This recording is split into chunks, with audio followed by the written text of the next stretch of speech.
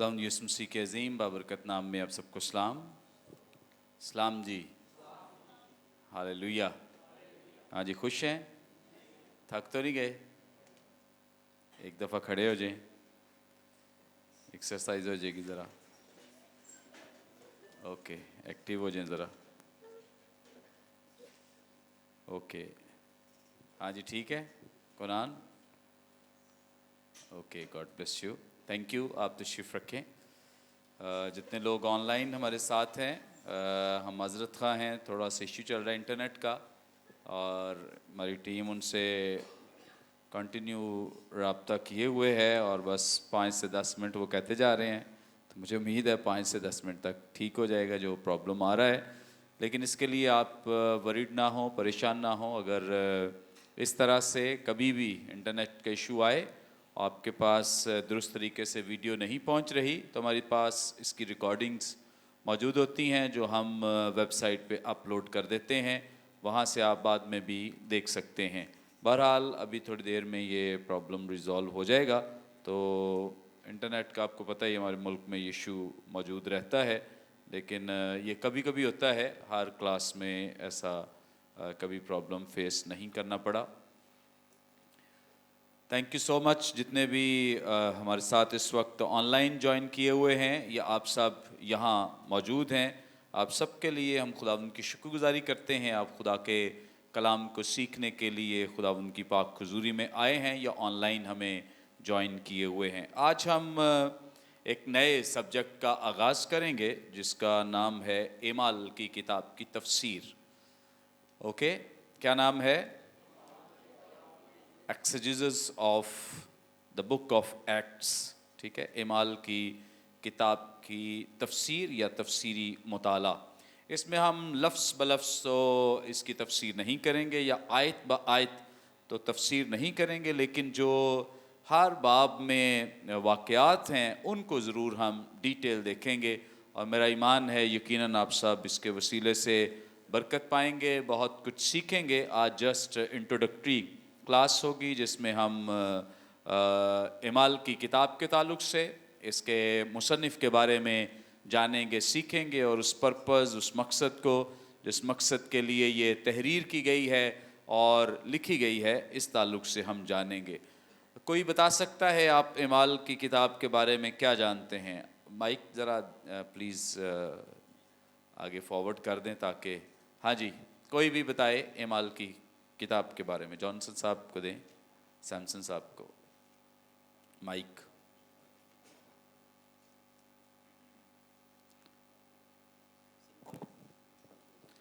करीब आ जाए, माइक दूसरा ले लेना जिसकी वायर ज़्यादा है।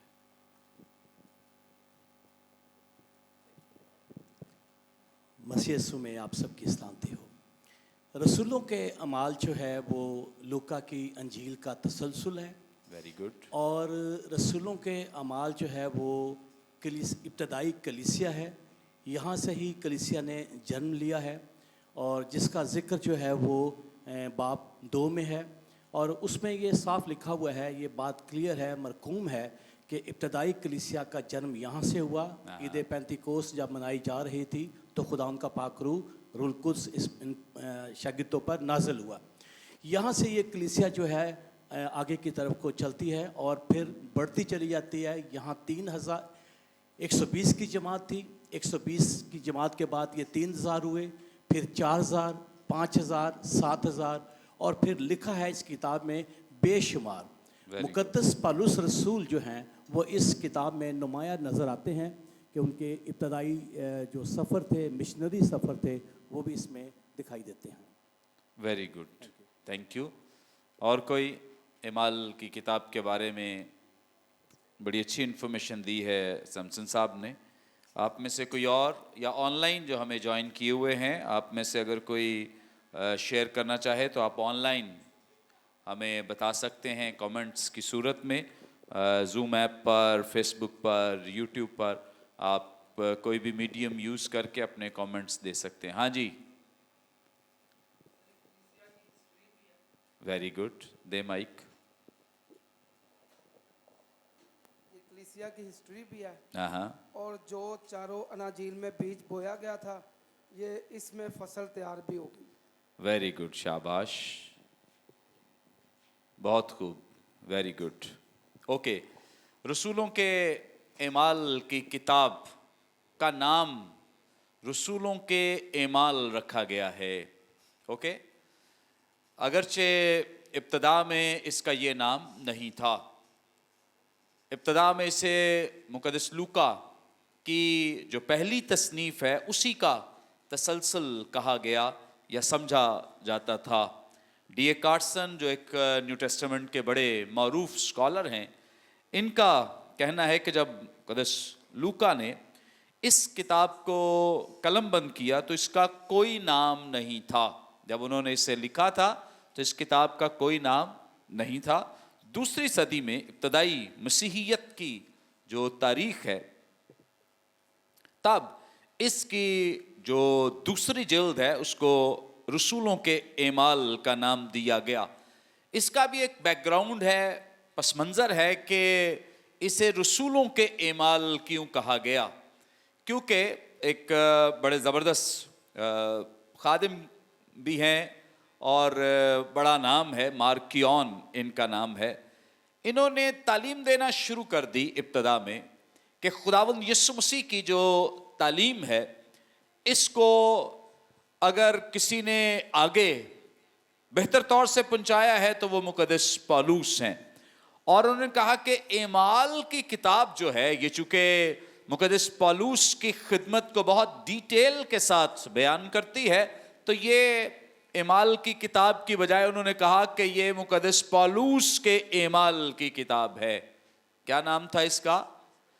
مقدس پالوس کے اعمال کی کتاب.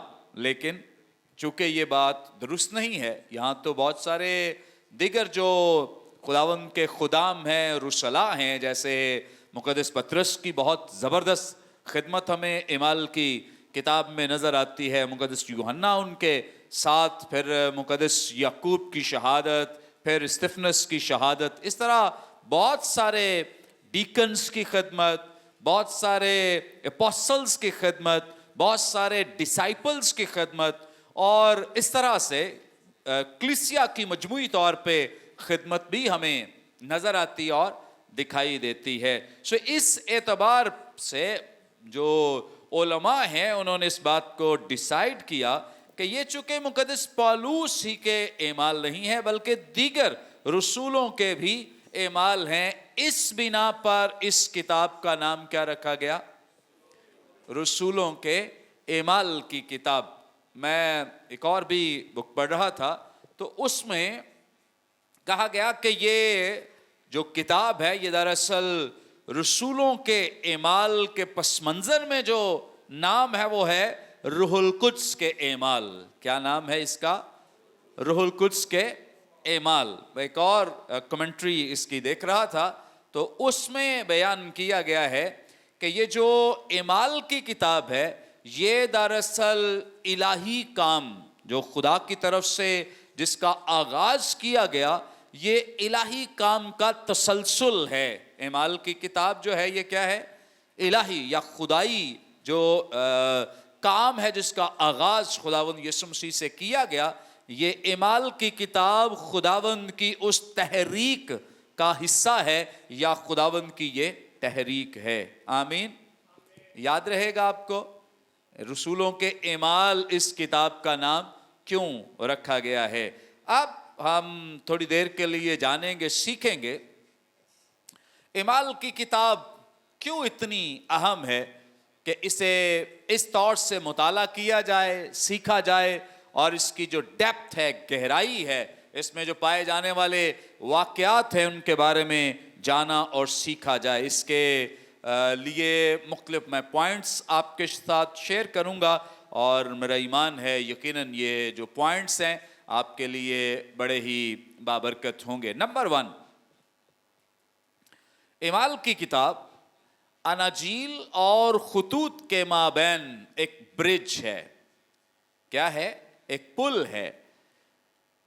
اناجیل اور خطوط کے مابین. کن کے مابین؟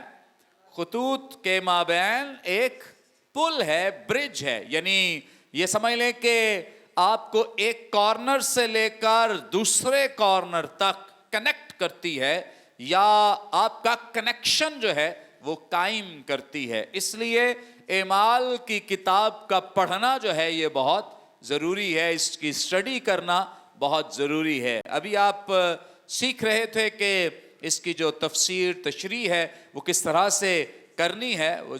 اوبویسلی ہم اس کو ساتھ ساتھ جانتے رہیں گے, سیکھتے رہیں گے, اور اس کو جب ہم تفسیری انداز میں جانیں گے, سیکھیں گے, تو اس کے لیے ہمارے پاس سب سے بہترین جو طریقہ ہوتا ہے کہ ہم کسی بھی چیپٹر کا, کسی بھی واقعے کا سب سے پہلے پس منظر جانتے ہیں, بیک گراؤنڈ جانتے ہیں کہ اس کے پیچھے ہوا کیا تھا, یہ واقعہ ہونے کی ریزن کیا ہے, لاجک کیا ہے, اور اس واقعے کے ہونے کے پیچھے جو محرکات ہیں وہ کیا ہیں. جب آپ کو وہ سمجھ آ جائے تو آپ واقعہ جو ہے وہ بآسانی سمجھ سکتے ہیں. جیسے مثال کے طور پہ میں ایک چھوٹی سی بات آپ کے ساتھ شیئر کرتا ہوں. خداوند یسوع مسیح 3 مختلف لوگوں سے ملتے ہیں, 2 کو وہ خود بلاتے ہیں, ایک خود خداوند یسوع مسیح سے کہتا ہے کہ میں تیرے پیچھے چلوں گا.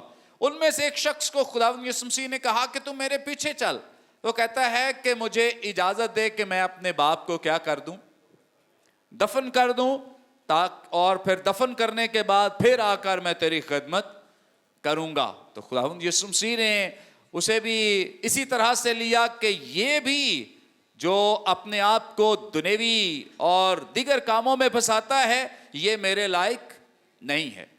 اب آپ جب تک اس بات کی جو بیک گراؤنڈ ہے, پس منظر ہے, اس کو نہیں جانتے تو آپ اس کے لیے غلط تعلیم دے سکتے ہیں, لوگوں کو غلط طریقے سے گائیڈ کریں گے کہ لو جی خداوند یسوع مسیح تے جنازے تو بھی روک دیں دے, یسوع مسیح تو جنازے پر جانے سے بھی منع کرتا ہے. تو یہ ایک ایسا مسیح ہے کہ لوگوں کے باپ کی ڈیتھ ہو جائے تو کہتا ہے نہیں نہیں ان کے جنازے پہ جانے کی ضرورت نہیں ہے. ایسا ہی تاثر ملتا نا اگر ہم اس کا بیک گراؤنڈ یا پس منظر نہیں جانتے, کہ وہ کہتا ہے میرے باپ کو میں جب دفن کراؤں گا تو پھر میں آ کر تیری پیروی کروں گا. یسوع مسیح کہتے ہیں کہ تو میرے لائق نہیں ہے. کیوں؟ کیونکہ تو کیا کرنے جا رہا ہے, باپ کو دفنانے جا رہا ہے. یہ ہماری اوپری سطحی یا ظاہری تفسیر و تشریح ہے جو آپ کو مختلف جگہوں پہ مل جاتی ہے. بہت سارے غلط تفسیر تشریح کر رہے ہیں جو کہ انتہائی افسوسناک اور ڈینجرس اور خطرناک بات ہے کہ جو بات درست نہیں ہے اس کو ہم دوسروں کے سامنے انٹرپریٹ کرتے ہیں اور پہنچاتے ہیں, اور نام کس کا لگ جاتا ہے؟ کہاں لکھا ہے؟ بائبل مقدس میں لکھا ہے, جبکہ بائبل مقدس میں ایسا نہیں لکھا. خداوند یسوع مسیح نے اسے جنازہ اٹینڈ کرنے سے منع نہیں کیا. بات کیا تھی؟ پس منظر کیا تھا؟ بیک گراؤنڈ کیا تھا؟ کہ جو یہودی لوگ ہیں ان میں خاص طور پہ جو ان کے پلوٹے ہیں, ان کی ذمہ داری ہے کہ یہ اپنے ماں باپ کے مرنے تک ان کے ذمہ دار ہیں, ان کو سنبھالیں گے. اوکے, اور اس کے بعد جب وہ مر جاتے ہیں تو جو جائیداد کا ڈبل حصہ ہے وہ کس کو ملے گا؟ پلوٹے کو ملے گا. کس کو ملے گا؟ پلوٹے کو ملے. اب وہ 2 باتیں کہہ رہا ہے. پہلی بات یہ ہے کہ مجھے معاشرہ اجازت نہیں دیتا کہ میرا باپ زندہ ہے اور میں اس کے باوجود جا کر تو میں تیرے پیچھے آ جاؤں اور اسے چھوڑ دوں, مجھے معاشرہ اجازت نہیں دیتا. نمبر 2, اگر میں اس حالت میں آ گیا تو میرا جو رائٹ ہے, جو حق ہے, ڈبل مجھے جو ملنا ہے, 2 گنا ملنا ہے, اس سے بھی میں کیا ہو جاؤں گا؟ محروم ہو جاؤں گا. سو خداوند یسوع مسیح کہہ رہے ہیں کہ تجھے معاشرے کی پڑی ہے, دنیا کی پڑی ہے, اور تجھے دنیوی مال کی فکر ہے, اس لیے تو میرے لائق نہیں ہے. اب بات سمجھ آ گئی کہ جب ہم اس کے پس منظر کو جانتے ہیں تب ہمیں پتہ چلتا ہے کہ یسوع مسیح کیا کہہ رہے ہیں. اوپری اور سطحی تشریح یہ ہے کہ خداوند یسوع مسیح جنازے پہ جانے سے منع کر رہے ہیں, روک رہے ہیں, جبکہ ایسا نہیں ہے. سو اس لیے بہت ضروری ہے جب ہم خدا کے کلام کو سیکھتے ہیں اور ہم آگے چل کے ان تمام واقعات کے پس منظر کو بھی جانیں گے کہ کون سے واقعے کے پیچھے کیا کیا محرکات تھے, تو ہمیں اور زیادہ अंडरस्टैंडिंग मिलेगी और समझ मिलेगी और हमें लोगों तक सच्चाई पहुंचाने का दुरुस्त मौका मुयस्सर आएगा। ओके, सो मोहतात रहें और लोगों के साथ गलत तफसीर व तशरीह शेयर ना करें, और जो गलत कर रहे हैं अगर आपकी एक्सेस में है, अगर आप मोहब्बत की रूह से उनसे बात कर सकते हैं तो ज़रूर आप उन्हें मोहब्बत की राह से रोकें कि बराए मेहरबानी आप इस तरह की तफसीर व तशरीह ना करें। ओके, सो इमाल की किताब क्यों अहम है? नंबर 1 मैंने बताया है कि इमाल की किताब अनाजील और खतूत के माबैन क्या है? एक पुल है, एक ब्रिज है। नंबर 2, ये अनाजील का फल है। ये अनाजील का क्या है? फल है। अनाजील में खुदावंद यीशु मसीह को गंदम के दाने के साथ तशबीह दी गई है। क्या दी गई है? तशबीह दी गई है। तशबीह का मतलब पता है किसी को? हाँ जी, ओके, और कोई?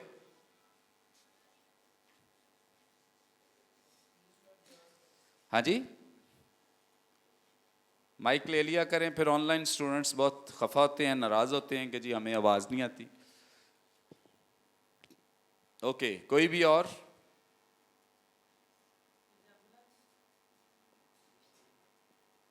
तशबीह, ओके।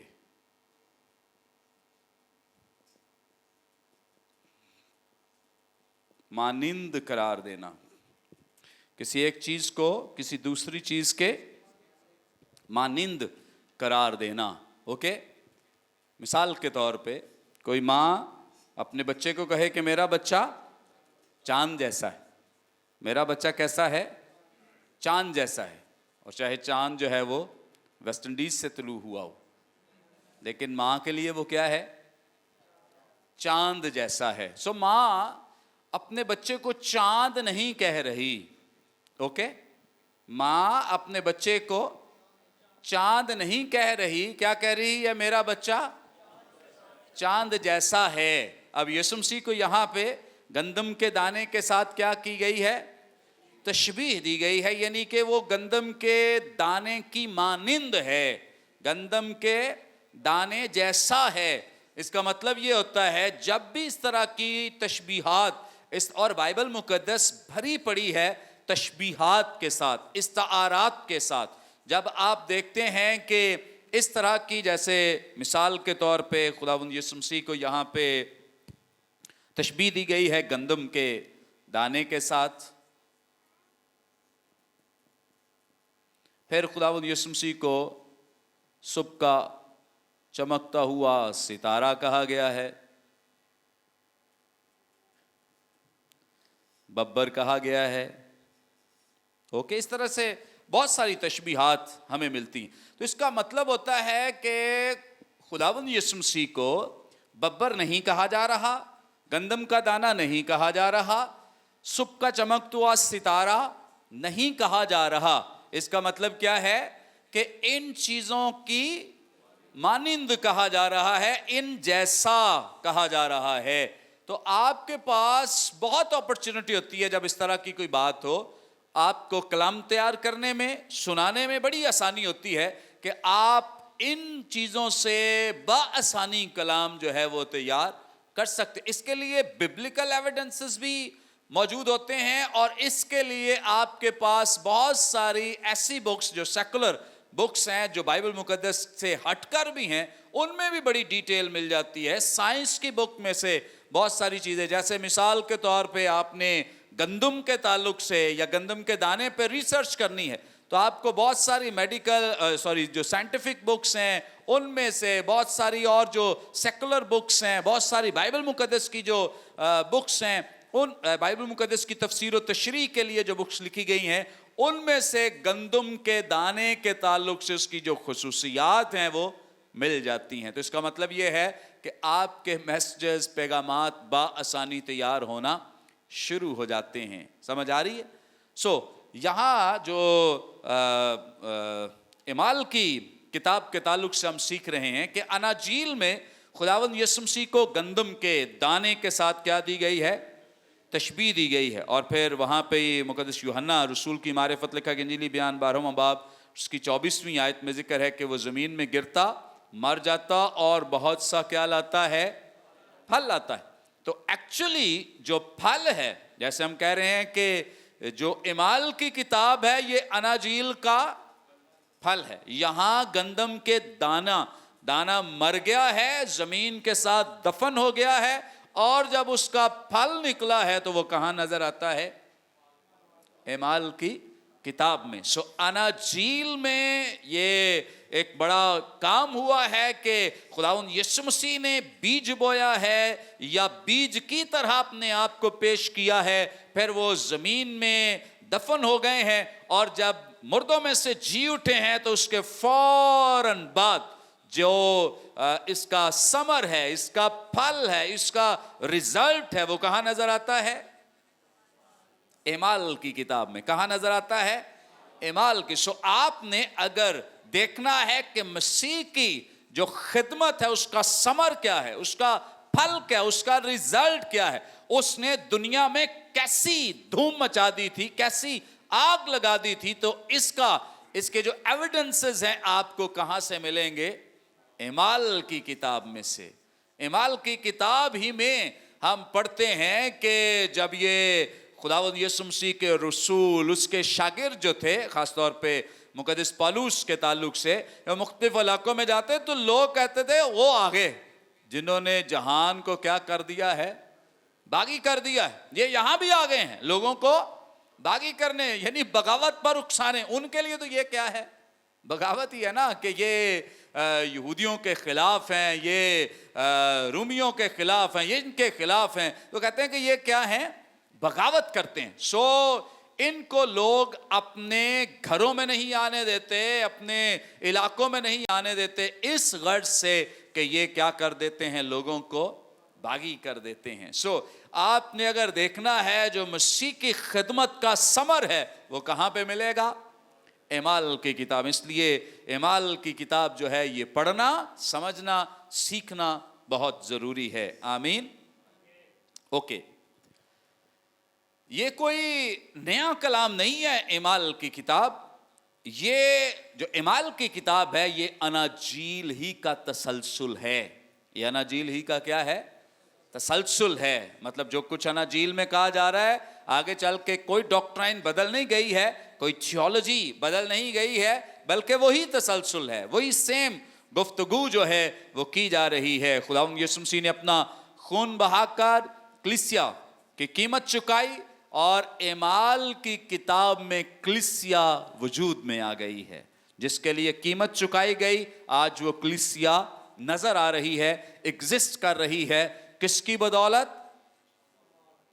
خون بہایا گیا، اور اس کی بدولت اعمال کی کتاب میں کلیسیا جو ہے وہ ایگزسٹ کر رہی ہے. اوکے. نمبر 5 ہی ہے نا، 1 2 3 4. ہاں، نمبر 4. اناجیل میں خداوند یسوع مسیح نے پیشگوئی کی کہ میں اپنی کلیسیا بناؤں گا. کیا کہا؟ میں اپنی کلیسیا بناؤں گا. اور یہ حوالہ بھی آپ لکھ سکتے ہیں، مقدس متی رسول کی معرفت لکھی گئی انجیل، اس کا 16واں باب، اس کی 18ویں آیت میں یہ حوالہ آپ کو مل جائے گا. خداوند یسوع مسیح کہتے ہیں کہ میں اپنی کلیسیا بناؤں گا، جبکہ اعمال کی کتاب میں اس پیشگوئی کی تکمیل نظر آتی ہے. وہاں پیشگوئی کی گئی ہے. اوکے. کچھ لوگ اس لفظ کو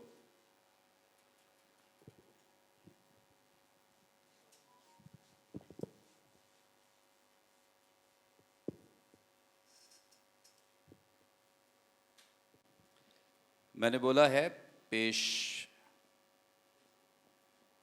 گوئی.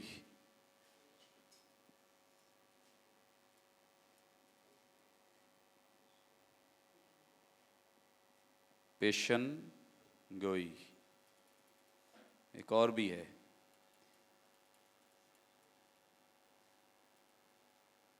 پیشین گوئی. اوکے. یہ 3 الفاظ ہیں. ذرا ہمارے بی جی ایم کے جو ہمارا سٹاف ہے وہ ذرا چپ رہے ہیں. باقی آپ جو تمام اسٹوڈنٹس ہیں آپ پلیز ہماری رہنمائی کریں. پیشین گوئی درست ہے. اوکے, یہ دو غلط ہیں. بلیک نہیں ہے مارکر.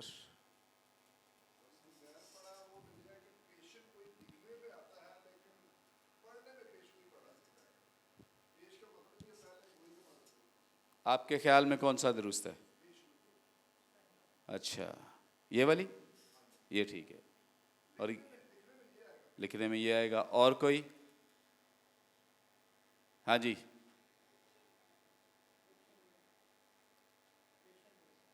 کون کہہ رہے ہیں؟ اوکے, پیشن گوئی. آپ کہہ رہے ہیں پیشن گوئی. اور کوئی؟ آن لائن بھی بتا دیں, بعد میں نہ کہیں کہ مجھے تو پتا تھا. یہ پڑھا جاتا ہے, ٹھیک ہے. اچھا, یہ والا, اوکے.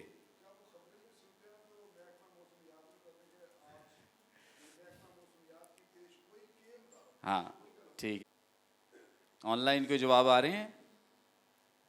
اوکے. اچھا, یاد رکھیں یہ تین لفظ دراصل ایک ہی لفظ ہے. یہ اس کی بگڑی ہوئی شکل ہے, پیشن گوئی. دراصل پیشن گوئی کوئی لفظ نہیں ہے. یہ اس کو کہتے ہیں غلط العام, کہ یہ ایسا غلط ہے جو عام ہو گیا ہے. اور اب بہت سارے لوگوں کو یہ لگتا ہے کہ یہ کیا ہے, درست ہے, کیونکہ یہ غلط العام. کچھ الفاظ ایسے ہیں جو غلط العام ہو چکے ہیں, ان کو اب آپ درست طریقے سے بیان کریں تو آپ غلط لگیں گے, لفظ ٹھیک لگیں گے. کیا خیال ہے؟ وہ کہیں گے کہ نہیں لفظ ٹھیک ہے, بندہ غلط ہے. یہ ان الفاظ میں شامل ہے جو غلط العام ہے, جس کو بہت سارے لوگ پیشن گوئی پڑھتے ہیں اور بولتے ہیں, لکھتے ہیں.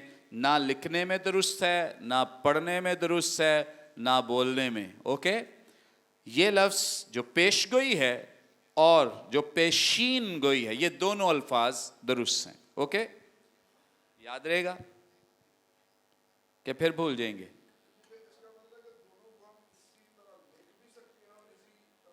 بول بھی سکتے ہیں. ویری گڈ, ٹھیک ہے جی. Okay, number 5. اناجیل میں خداوند یسوع مسیح نے شاگردوں کو حکم دیا کہ انجیل کی منادی کرو اور اسے زمین کی انتہا تک لے جاؤ. اسے زمین کی انتہا تک لے جاؤ. اور جو رسولوں کے اعمال کی کتاب ہے, یہ کتاب ہماری رہنمائی کرتی ہے کہ اس کتاب میں عملی جامہ پہنایا گیا ہے اس بات کو. اوکے, جو خداوند یسوع مسیح نے انہیں حکم دیا تھا کہ جاؤ اور ساری خلق کے سامنے کیا کرو, انجیل کی منادی کرو, تو ہمیں انجیل کی منادی جو ہے وہ کہاں نظر آتی ہے؟ اعمال کی کتاب میں نظر آتی ہے. ویری گڈ, شاباش. نمبر 6, رسولوں کے اعمال جو ہمارے پاس مقدس پولس کے خطوط موجود ہیں, ان میں سے بیشتر خطوط کا جو پس منظر ہے وہ ہمیں رسولوں کے اعمال کی کتاب میں ملتا ہے. کہاں ملتا ہے؟ رسولوں کے اعمال کی کتاب میں ملتا ہے. یاد رہے گا. اوکے, ابھی ہم نے سروے کیا ہے, تو سروے میں ہم سیکھ رہے تھے کہ بہت سارے جو لیٹرز ہیں ان کا جو بیک گراؤنڈ ہے, پس منظر ہے, جیسے افسس کی کلیسیا کے تعلق سے ہم سیکھ رہے تھے, افسیوں کی جو کلیسیا ہے, تو مقدس پولس افسس شہر میں گئے ہیں. کرنتھس کے بارے میں ہم سیکھ رہے تھے, مقدس پولس کرنتھس شہر میں گئے ہیں, تھسلنیکے میں. تو یہ تمام وہ کلیسیائیں ہیں جن کو لیٹرز لکھے گئے, اور جب آپ ان کا پس منظر جاننا چاہیں گے تو کہاں آنا پڑے گا؟ اعمال کی. اس لیے اعمال کی کتاب جو ہے, اس کو سمجھنا, انڈرسٹینڈ کرنا جو ہے وہ بہت ضروری ہے. اوکے, اتنے پوائنٹس انف ہیں, آگے بڑھیں گے. اعمال کی کتاب جو ہے اسے ہم پریکٹیکل تھیولوجی بھی کہتے ہیں. کیا کہتے ہیں؟ Practical theology. اوکے, یعنی یہ ایسی تھیولوجی ہے جو ہمیں پریکٹیکلی ہوتی ہوئی نظر آ رہی ہے کہ جو रसूल हैं, शागिर्द हैं, इन्होंने जो खुदावंद यीशु मसीह से सीखा और जाना था उसे वो प्रैक्टिकली करते हुए नजर आ रहे हैं। यानी जो उनका ईमान है और जो उनके एमाल हैं उनमें हमें एक बैलेंस्ड और एक तवाज़ुन नजर आ रहा है। ये नहीं है कि बस ईमान ही है और उनके एमाल ऐसे नहीं हैं, बल्कि जो उन्हें सिखाया गया है, बताया गया है, एमाल की किताब बता रही है कि मुकद्दस जो रुसला हैं उन्होंने वही किया है जो उन्होंने सीखा है। आमीन। ओके, एक और इंटरेस्टिंग बात भी इसी किताब में मिलती है। मुकद्दस जो पौलुस हैं उनके नाम के ताल्लुक से एक जो हमारे सामने इबहाम है और जो हमारे सामने एक मुअम्मा बना हुआ था काफ़ी सालों से, ये रिसर्च ने अब हमें साबित किया है, मुकद्दस लूका ने इसका इंकशाफ किया है कि मुकद्दस पौलुस जो हैं इनका नाम जो है वो तब्दील नहीं हुआ, इनका नाम तब्दील नहीं हुआ। कुछ लोगों का मानना है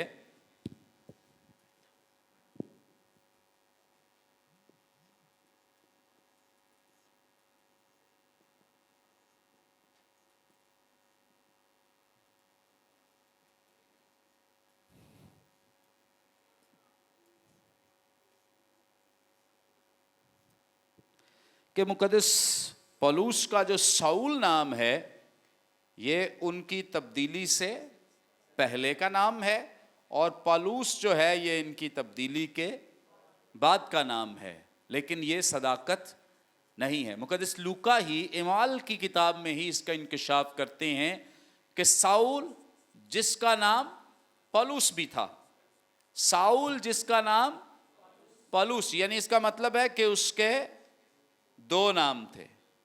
कितने नाम थे? दो नाम थे। साउल भी उसी का नाम है और पौलुस भी उसी का नाम है।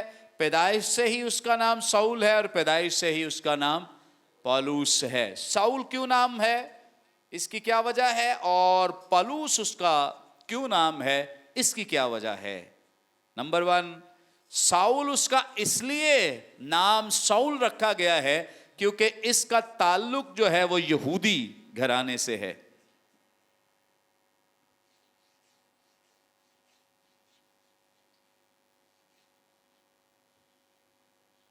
किस घराने से है?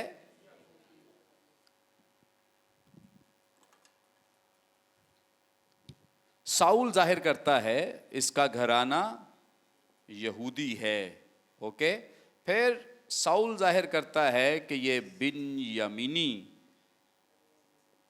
कबीले से है। ओके, क्योंकि ये किस कबीले से है? साउल बिन्यामीनी कबीले से है। इसीलिए वो कहता है ना, जब अपनी फहरिस्त बयान करता है कि अगर मैं फख्र करना चाहूँ तो मेरे पास तो एक लंबी फहरिस्त है कि 8वें दिन मेरा क्या हुआ? खतना हुआ। इब्रानियों का मैं इब्रानी हूँ, फरीसी हूँ, और फिर मैं बिन्यामीनी कबीले से मेरा ताल्लुक है। तो बिन्यामीनी कबीले से ताल्लुक से मुराद ये है कि मैं साउल, जो सबसे पहला जूश बादशाह था, यहूदियों का बादशाह जो था, जो सबसे पहला बने इस्राएल का बादशाह था, वो साउल था, तो मेरा ताल्लुक तो उसके घराने से है। तो इसका मतलब ये है कि इसका नाम जो है ये जाहिर करता है कि एक तो ये यहूदी है और नंबर 2 कि इसका ताल्लुक बिन्यामीनी कबीले से है। अब जो पौलुस नाम है ये किस तरफ इशारा करता है?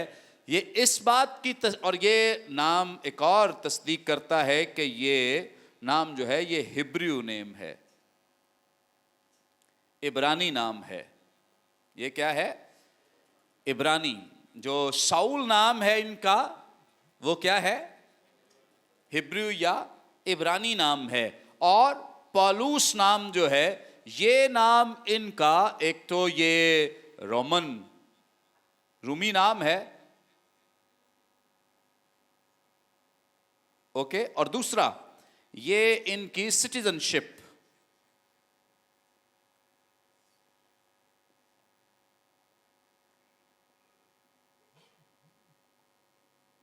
सिटीजन शिप को भी जाहिर करता है. ओके, यानी इनकी शहरियत को. ओके, चूंकि मुकद्दस पौलुस, अच्छा एक सवाल है यहाँ पे, बतौर यहूदी किसी को सिटीजनशिप जो रूमी शहरियत है यह किसी को नहीं मिल सकती थी. मतलब रूमियों के अलावा किसी को रूमी सिटीजनशिप शहरियत नहीं मिल सकती थी. मुकद्दस पौलुस क्यों कहते हैं कि वो रूमी शहरी हैं, उनके पास शहरियत है, या वो इस शहरियत को रखते हैं? क्या वजह, कैसे हम कह सकते हैं? क्योंकि पैसे दे के ली जाती थी. और कोई माइक जरा दे दे प्लीज, माइक दें ताकि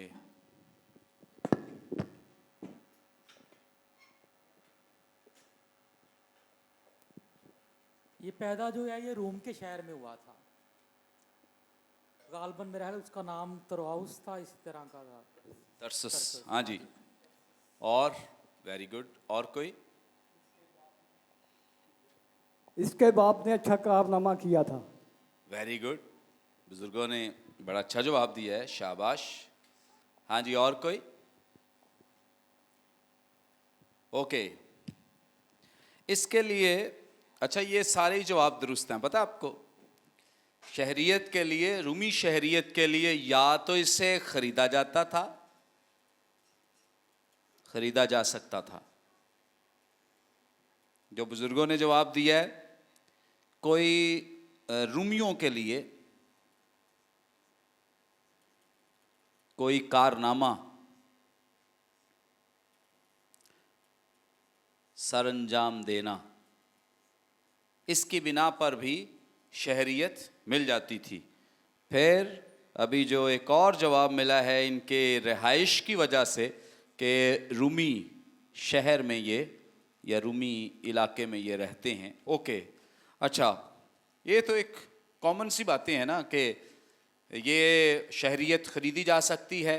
रूमियों के लिए कोई कारनामा सरंजाम दें तो शहरियत मिल जाती है. रूमी शहर में रहने की वजह से भी शहरियत मिल जाती है. ओके, सो इसका जो पस मंज़र है मुकद्दस पौलुस का, जब हम इसके पस मंज़र के बारे में सीखते पढ़ते हैं तो हम क्या सराई कर सकते हैं? भाई बाइबल मुकद्दस में लिखा नहीं है. चूँकि जो स्कॉलर्स हैं मुख्तलिफ, वो अपने पॉइंट्स हमारे साथ शेयर करते हैं, उस बिना पे हम उनको आपके साथ शेयर करते हैं ताकि आपका भी कुछ अंदाज़ा हो सके.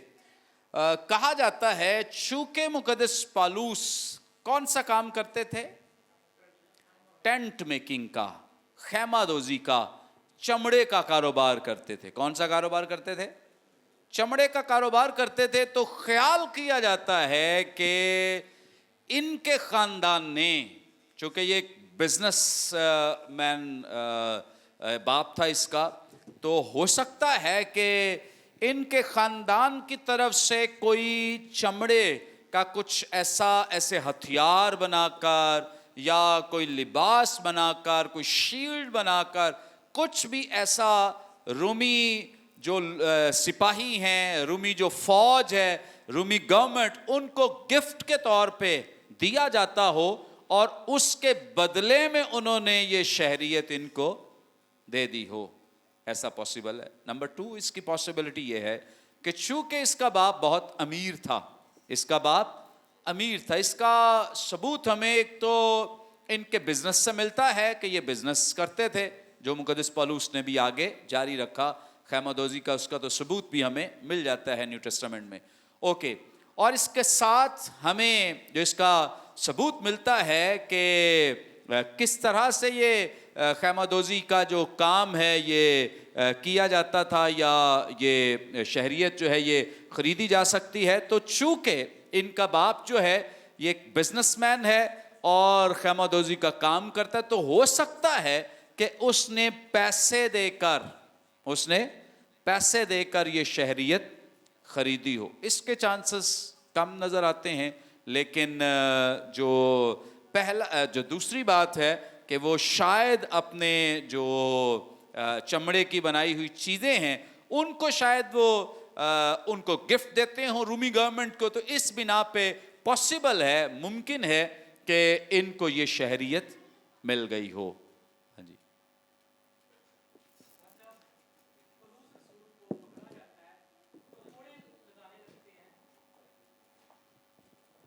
تو پلوس اس سے کہتا ہے کہ میں تو پیدائشی رومی ہوں, ہاں یعنی کہ میں تو پیدا ہی روم میں ہوا ہوں. ہاں تو میں نے یہ سنا تھا, جیسے میں نے بتایا کہ یہ روم کے شہر میں پیدا ہوا تھا. ہاں تو درست. یہ پیدائشی ہم اسے کہہ سکتے ہیں, یا اس کا باپ یا پلوس بنا کے ہتھیار دیتا تھا جس وجہ سے انہیں رومی ہونے کا اعزاز ملا ہے. اوکے, آپ کی بات درست ہے.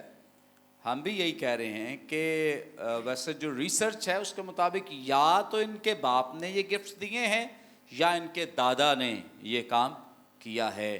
اس کی بنا پہ, اسی لیے کہتا ہے میں پیدائشی مطلب شہری ہوں, رومی شہری ہوں, تو مطلب اسے اس کے باپ دادا کی طرف سے یہ شہریت ملی ہے, اس نے نہیں خریدی ہے بلکہ اس کے آباء و اجداد کی طرف سے اسے یہ ملی ہے. سو رہنے کی وجہ سے تو بہت سارے لوگ رہتے تھے رومی علاقوں میں, لیکن انہیں اس طرح سے رومی شہریت ملتی نہیں تھی, کیونکہ رومی شہریت کے لیے یا تو وہ خریدیں تو یا وہ کوئی جیسے تعلقات اچھے ہوں, تو ہو سکتا ہے کوئی رہتا ہو, اس کے علاوہ بھی کوئی رہتا ہو اور رومیوں کے لیے کچھ اور کوئی ایسا کارنامہ سر انجام دیتا ہو تو اسے بھی وہ شہریت دیتے ہوں. تو اسی طرح سے مقدس پولس کو بھی یہ شہریت ملی ہے. سو یہ چونکہ امیر گھرانے, اچھا ایک اور جو اس کے امیر گھرانے یا اچھے گھرانے سے تعلق کی ایک اور جو ریزن یا جو وجہ میں آپ کے ساتھ بیان کر سکتا ہوں کہ مقدس پولس چونکہ اس کی پیدائش کہاں ہوئی تھی,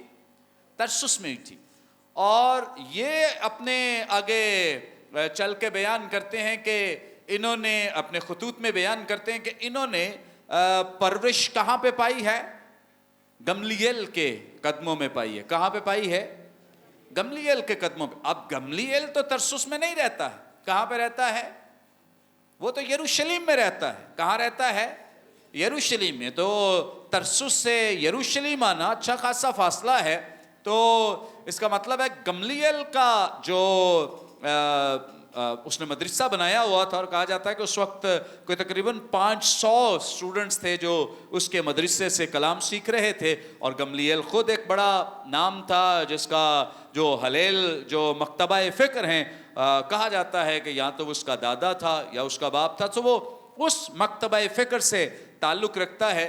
تو اتنی دور سے آ کر پھر یہاں پہ پے کر کے وہ پڑھا کرتا تھا. تو اس کا مطلب یہ ہے کہ مقدس پولس کا خاندان جو ہے وہ امیر خاندان تھا, وہ غریب خاندان نہیں تھا.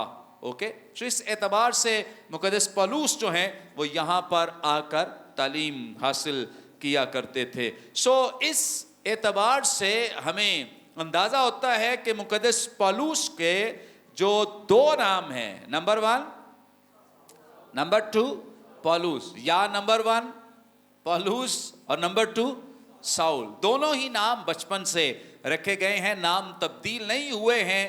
بہت سارے گیت لکھ دیے گئے ہیں اس پہ کہ اس کا نام جو ہے ساؤل سے پولس بن گیا ہے. سو ایسا نہیں ہے. کئی پیغامات لوگ اس طرح سے جوشیلے انداز میں سنا دیتے ہیں, اگر آپ کی زندگی ساؤل جیسی ہے تو پولس بنے کہ وہ کوئی اور ہے اور وہ کوئی اور ہے, جبکہ ایسا نہیں ہے. بچپن سے ہی ایک ہی شخص کے 2 نام ہیں. سو مقدس لوکا جو ہیں وہ اس بات کے لیے خود ہی انکشاف بھی کر دیتے ہیں تاکہ کنفیوژن پیدا نہ ہو.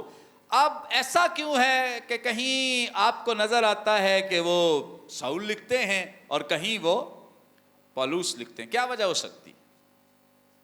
ہاں جی, ساتھ ساتھ ٹیسٹ بھی ہے نا آپ کا آج. ہاں نہیں, جگہ بجگہ جیسے کچھ جگہوں پہ وہ ساؤل استعمال کرتے ہیں اور کچھ جگہوں پہ پولس نام استعمال کر, کیا وجہ ہو سکتی؟ کوئی بھی؟ ہاں جی, ہاں مائک لے لیں, آگے آ جائیں, پھر آواز نہیں آتی تو ہمارے اسٹوڈنٹس خفا ہوتے ہیں ہم سے. جب وہ رومیوں کے پاس جاتے ہوں گے تو اس وقت وہ پولس اپنا نام شو کرتے ہوں گے, جب یہودیوں میں جاتے ہوں گے تو وہاں پہ ساؤل کرتے ہوں گے. ہاں تھینک یو. جی جی بہن آپ بھی بتا دیں. سر جب ایک ہی شخص کے دو نام ہیں تو ہم کسی بھی نام سے پکار سکتے ہیں اس کو. ویری گڈ, شاباش. اوکے, افتخار صاحب کی بات بھی درست ہے اور بہن کی بات بھی درست ہے. ہوتا یوں تھا کہ جیسے مثال کے طور پہ جب یہودیوں سے بات چیت ہو رہی ہے تو مقدس لوکا جو ہیں وہ عام طور پہ ساؤل کا نام ہی استعمال کرتے ہیں, کیونکہ یہودی جو ہیں وہ اس نام کو انڈرسٹینڈ کرتے اور سمجھتے ہیں, ساؤل نام کو, چونکہ یہودی نام ہے. لیکن جب کہیں ذکر ہے غیر اقوام کا, رومیوں کا, تو وہ پھر پولوس کا نام, اسی لیے اسے غیر اقوام کا رسول کہا گیا, اس لیے ان کے نام کے ساتھ پولوس, زیادہ پولوس استعمال ہوا ہے. کیا استعمال ہوا ہے؟ پولوس استعمال ہوا ہے. سو اس اعتبار سے ہمیں اس بات کو انڈرسٹینڈ کرنا ہے کہ مقدس پولوس کے یہ دونوں نام بچپن کے نام ہیں, کوئی نام ان کا تبدیل نہیں ہوا یا نیا نہیں رکھا گیا ہے. اوکے, یاد رہے گا. اوکے, سو پہلے جو 12 ابواب ہیں ان میں مقدس لوکا نے خاص طور پہ ساؤل کا لفظ نام استعمال کیا ہے, پھر آگے چل کے پولوس کا, لیکن آخر تک وہ کبھی ساؤل اور کبھی پولوس استعمال کرتے رہے ہیں, اس میں کوئی ابہام کی بات نہیں ہے. اب اس کتاب کے مصنف کے تعلق سے چند ایک باتیں ہم کر لیتے ہیں. اعمال کی کتاب کے مصنف کے بارے میں, کون ہیں ان کے مصنف؟ وہ آپ کے چھوٹے بھائی نہیں ہیں. ہاں, کیا کہنا ہے؟ مقدس لوکا. آگے کیا کہنا ہے؟ ہاں, شاباش, کچھ رسول کہہ رہے ہیں. سو مقدس لوکا جو تھے وہ رسول نہیں تھے, چونکہ ان کا تعلق غیر قوم سے ہے. ان کا تعلق غیر قوم سے ہے, اور ان کے لیے, مقدس لوکا کے لیے بڑے پریولیج, آنر, استحقاق, عزت افزائی کی بات ہے کہ اگرچہ ان کا تعلق جو ہے وہ غیر قوم سے ہے, لیکن انہیں یہ شرف حاصل ہے. بائبل مقدس میں, نیو ٹیسٹامنٹ میں سب سے زیادہ حصہ قلم بند کرنے والے کون ہیں؟ مقدس لوکا طبیب. کون ہے مقدس لوکا طبیب؟ رسول کیوں نہیں ہے؟ کیونکہ یہ ان 12 رسولوں میں شامل نہیں ہیں. اوکے, سو اس اعتبار سے پھر ان کا تعلق بھی ایک اچھے پڑھے لکھے گھرانے سے ہے. مقدس پولوس کے ساتھ ان کی بڑی زبردست فرینڈشپ رہی, دوستی رہی. بہت سارے واقعات میں آگے چل کے ہم دیکھیں گے کہ یہ جو سیگا ہے میں کا یا اس کا یا وہ سیگا جو ہے یہ بدل کر ہم ہو جاتا ہے. کیا ہو جاتا ہے؟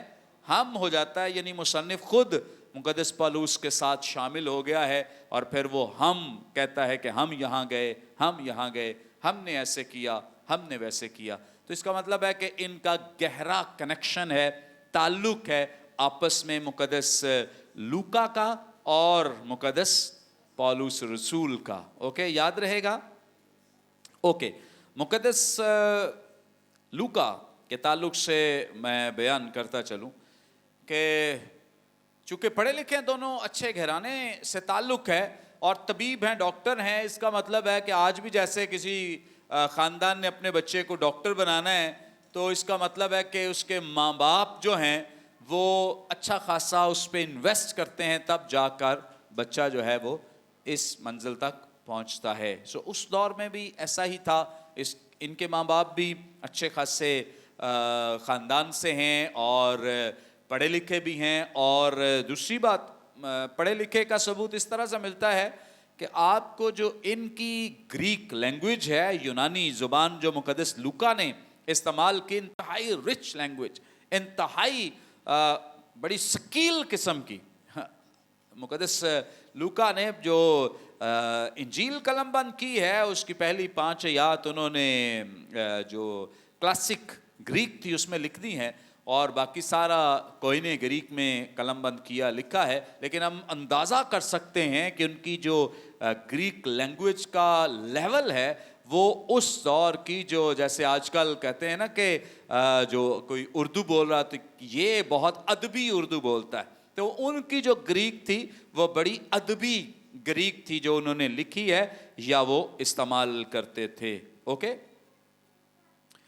جو ان کی دونوں تحریریں ہیں انجیل اور اس کے ساتھ جو رسولوں کے اعمال ہیں، دونوں میں بڑا چولی دامن کا ساتھ ہے. بہت سارے آپ کو جو پوائنٹس ہیں، بہت ساری ایسی چیزیں جو ہیں وہ آپ کو کامن نظر آئیں گی، اور اس لحاظ سے کہا جاتا ہے کہ ان دو کتابوں میں کچھ ایسے الفاظ جیسے 50 ایسے الفاظ ہیں جو صرف مقدس لوکا اور اعمال کی کتاب میں موجود ہیں اور کسی جگہ موجود نہیں ہیں. تو اس سے ہم یہ بھی اندازہ لگاتے ہیں کہ یہ کتاب جو ہے یہ بھی مقدس لوکا ہی نے لکھی ہے.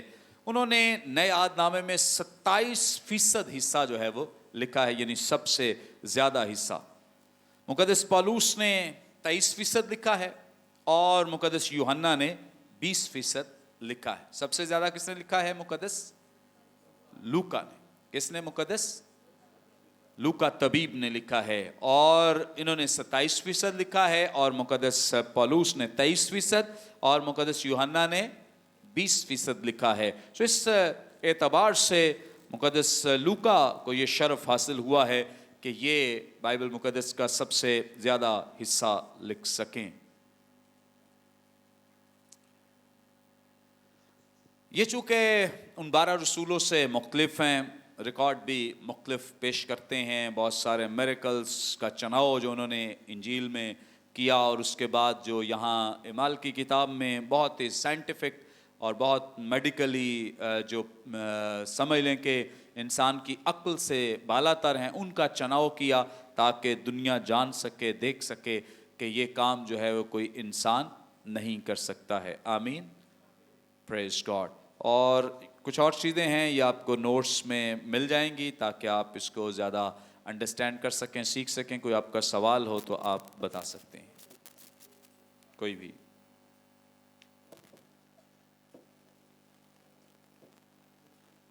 اوکے، خداوند آپ کو بڑی برکت دے.